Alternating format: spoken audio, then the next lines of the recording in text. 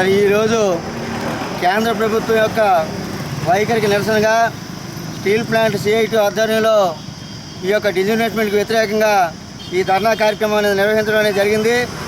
కేంద్రంలో బీజేపీ అధికారంలోకి వచ్చిన 15 రోజుల్లోనే మొత్తం ప్రభుత్వ రంగ సంస్థలన్నింటినీ కూడా నాశనం చేయాలని చెప్పి పూనుకుంటున్నటువంటి నేపథ్యంలో ఈ కార్యక్రమం నిర్వహించడం అనేది జరిగింది. వాళ్ళు వచ్చిన వెంటనే ఆ మినిస్ట్రీలతో మాట్లాడి ఏదైతే స్టీల్ మినిస్ట్రీలో అండర్లో ఉన్నటువంటి ఏవైతే ఎన్ఎండిసి, ఓఎండిసి, అలాగే సెయిలు, అలాగే ఏవైతే గనులకు సంబంధించినటువంటి ఇండస్ట్రీస్ అన్నింటినీ కలిపి మొత్తం కార్పొరేట్ సంస్థకి ఏర్పాటు చేసి దానిలో 49% అమ్మకాన్ని పెట్టాలని చెప్పి ప్రయత్నం చేస్తూ ఉంది.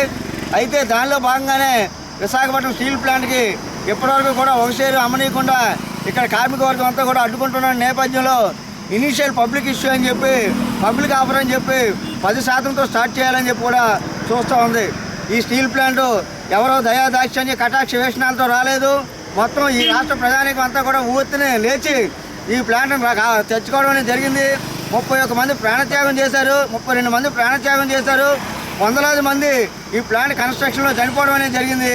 వాళ్ళ యొక్క రక్త తర్పణంతో వెలసినటువంటి ఈ సెంటిమెంటల్ ప్లాంట్ని ఎట్టి పరిస్థితుల్లో కూడా డిజిన్వెస్ట్మెంట్ కానీ ప్రైవేట్ పరం కానీ అని చెప్పి మేము తెలియజేస్తాను.